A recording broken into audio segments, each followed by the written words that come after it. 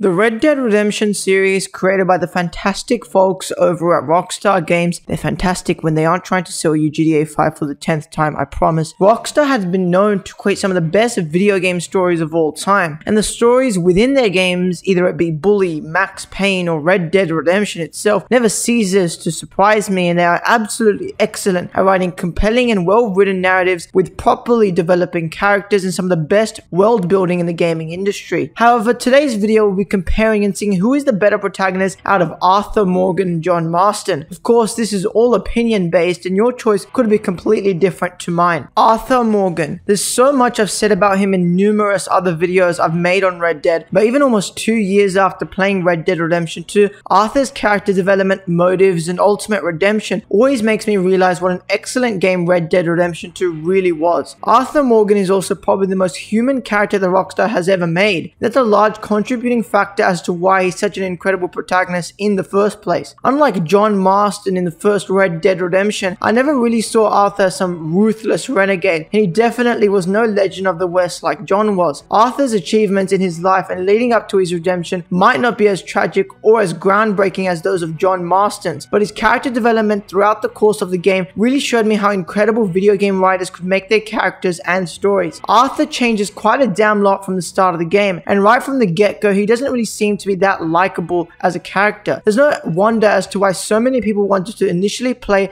as John Marston in the second Red Dead Redemption instead of trying to get invested into the story of a cowboy that no one had any idea on, and he definitely wasn't leaving the best first impressions. All he seemed like was a right-hand man to his father figure Dutch, and he really had no emotional depth or anything that would just sway you to liking him in the slightest. He was arrogant, rash, and he just seemed like some stereotypical iteration of a Wild West cowboy who couldn't even for a minute think properly for himself and just seemed pretty selfish unless it came to the lives of his fellow gang members. And I think that's where the majority of his overarching character development comes from. Arthur realized during the middle of the game that the life he was living, that his own gang was living, wasn't going to last for very long, while they had Pinkertons and bounty hunters right on their trails chasing them. And as soon as Sean died, there's a swift but somehow also gradual turn in Arthur's core philosophies and idealisms, which contributed to a lot to how his character developed until the very end. Before, the main thing that Arthur wanted to achieve was to make sure that the gang got enough money, because that's what he'd been told was the most necessary thing to happen, because Dutch was always taking him and the gang through the most dangerous situations just to get a sniff of some more cash. And sure enough, maybe in the first 2 chapters of the game this went quite well for the gang, but as soon as they fought over some gold between 2 families that didn't even exist and a gang member died for it, that's when Arthur realized that a giant line hadn't just been crossed,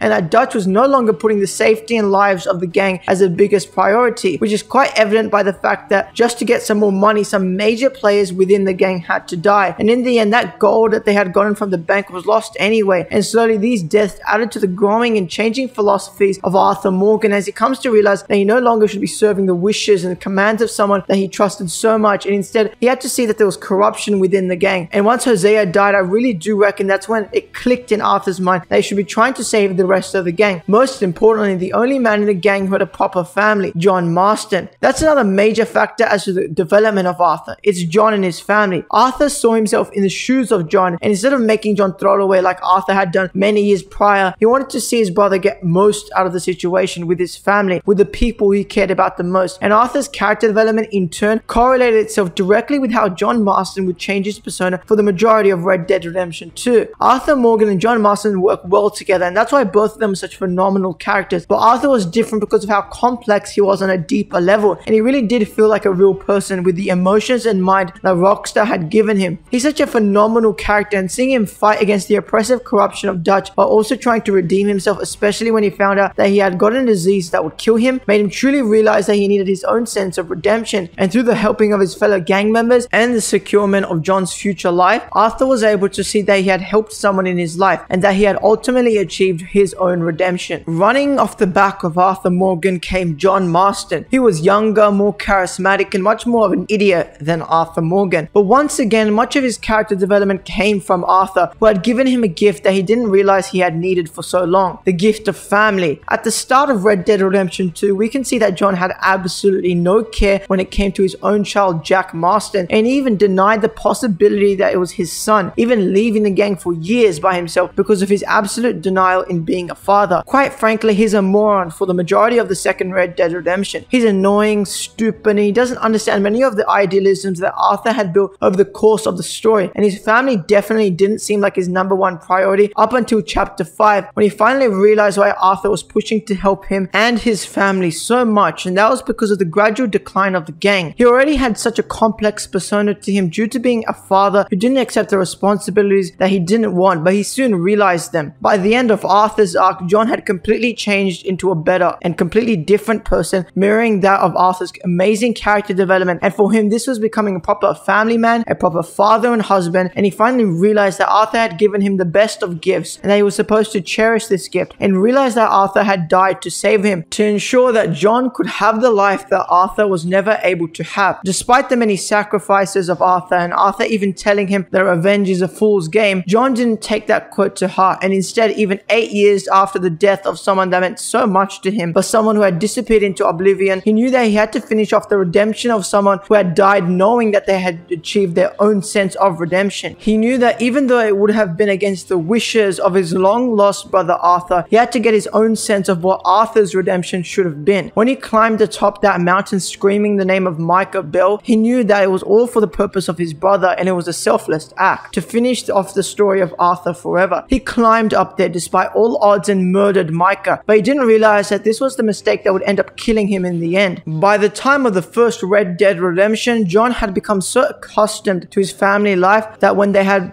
been taken away from him, he fought as hard as he could to get them back, and when he finally did, after killing all of his old friends, he thought he had gotten back the gift that Arthur had bestowed upon him. Instead, he was betrayed and he was killed for the mistake that he was told never to make. His story is a tragic one, but it's also a tale of an amazing hero, an awesome protagonist, and such a complex and well-written individual. In conclusion, in my personal opinion, I believe that John is the better protagonist. This was such a hard decision for me to make, and if I didn't have to, I would have just said both. But overall, I think John is a better protagonist, as his character development and personal values build so damn much from Red Dead Redemption 2 all the way to his death in the first game. That's just so stunning to see how Rockstar created such an excellent protagonist, but the reason that he is so great is due to the actions of Arthur Morgan himself. Overall, I really love both of the protagonists featured in the Red Dead Redemption series. They are really well written. I hope you all enjoyed this video. Let me know down below in the comments if you did, and consider subbing to the channel if you want more videos like this. Anyway, that's all from me for today's video. Peace.